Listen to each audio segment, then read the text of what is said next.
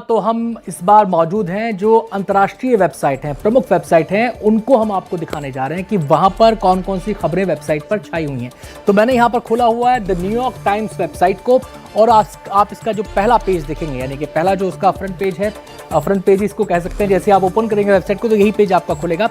तो पूरी दुनिया में जिस चीज के चर्चे हो रहे हैं वो ये है कि ट्रंप की टीम कैसी होगी। अब वो टीम आकार लेने लगी है और टीम जब आकार ले रही है तो नामों की भी चर्चा खूब हो रही है। तो न्यूयॉर्क टाइम्स की अगर हम बात करें तो यहां पर भी ट्रंप की टीम से जुड़ी ही खबर को प्रमुखता से छापा गया है। फर्स्ट लीड इसे यहां पर बनाया गया है, ब्रेकिंग के साथ इसे दिया गया है कैप्शन और लिखा गया है ट्रंप ने पीट हेग्सेथ को अपना डिफेंस सेक्रेटरी बनाने का फैसला किया है। पीट हेग्सेथ के बारे में जो जानकारी इस वेबसाइट में विस्तार से दी गई है उसमें कहा गया है कि वो एक न्यूज एंकर है फॉक्स न्यूज के, इसके अलावा वॉर वेटरन भी वो हैं। और जैसे ही ये नाम सामने आया, हालांकि कई लोगों को ये नाम चौंकाने वाला लग सकता है, लेकिन बड़ी पोस्ट है डिफेंस सेक्रेटरी की अमेरिका के प्रशासन के अंदर, और वहां जो ट्रंप ने पीट हेग्सेथ को चुना है। आपको बता दें कि बहुत बड़े समर्थक पीट हेग्सेथ को माना जाता है ट्रंप का, और उसके वजह से ये कहा जा रहा है कि उनको तरजीह दी है।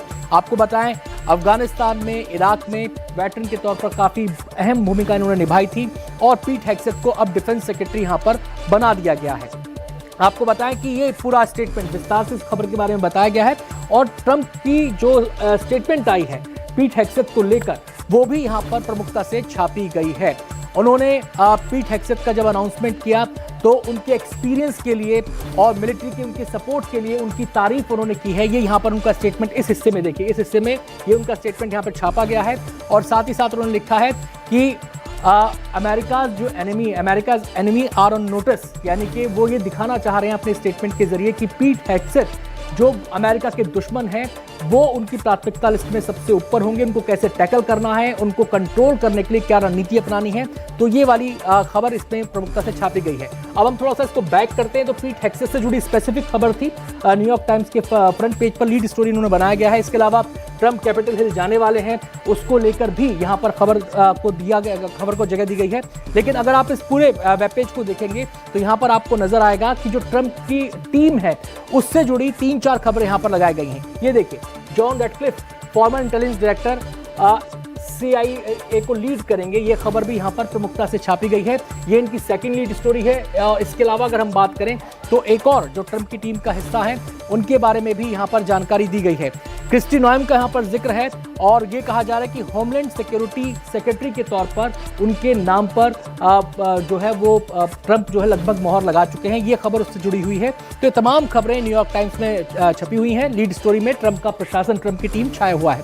अगर हम बात करें बाकी वेबसाइट की तो यहाँ पर हम अल जजीरा को खोल लेते हैं और अल जजीरा की जो वेबसाइट है उसमें जो गाजा में हालात हैं उससे जुड़ी खबर को प्रमुखता से छापा है। जो जगह यहाँ पर दी गई है लाइव अपडेट्स के साथ, लगातार यहाँ पे जो इससे जुड़े अपडेट्स हैं वो भी यहाँ पर बताए गए हैं और इसमें ये कहा गया है कि जो इजराइल को बड़ा अवरोधक माना जा रहा है, यानी कि गाजा में जो कैजुअलिटीज हुई हैं, जो अटैक्स के कारण लगातार वहां पर लोगों की मौतें हो रही हैं, जो वहां पर बर्बादी हो रही है, तबाही हो रही है, उसमें लोगों तक जो ह्यूमन एड पहुंचानी है, यानी कि मानवीय सहायता जो पहुंचानी है, उसमें इजराइल बड़ा अवरोधक बन रहा है। इस हेडिंग के साथ यहाँ पर छापा गया है खबर को और जो पिछले 24 घंटों का इसमें जिक्र किया गया है प्रमुखता से, जो पहला इसका पॉइंट बनाया गया है इस खबर के अंदर वो ये है कि गाजा में जो ह्यूमन कंडीशन है वो काफी खराब है, वो दर्द विदारक है। यहाँ पर ये बात कही गई है। 24 घंटे के अंदर 64 लोगों की मौत इजरायली हमले में हो चुकी है। इसके अलावा ये भी यहाँ पर बताया गया है कि यूएन सिक्योरिटी काउंसिल में इसको लेकर मीटिंग हुई, हालात को डिस्कस किया गया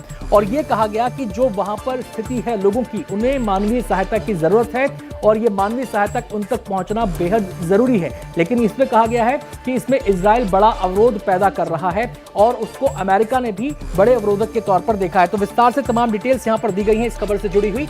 इसके अलावा हम बात करें बाकी की खबरों की अल जजीरा में, तो अल जजीरा में और भी कई खबरों को प्रमुखता से छापा है और जैसा कि मैंने आपको बताया ट्रंप के प्रशासन का जिक्र यहाँ पर भी है, ट्रंप की टीम का। और एक और बड़ी खबर यहाँ पर जो सेकंड लीड मुझे नजर आती है वो ये है कि अबू गरीब जेल, आपको ध्यान होगा 9/11 के बाद से इस जेल काफी चर्चा में रही थी। अमेरिका पर आरोप लगते रहते थे कि इस जेल के अंदर जो लोग हैं, इनोसेंट लोग हैं, उनको आरोपी बनाकर यहाँ पर रखा जाता है, उनको टॉर्चर किया जाता है। ऐसे तमाम आरोप दुनिया भर में अमेरिका को लेकर उंगली उठी थी।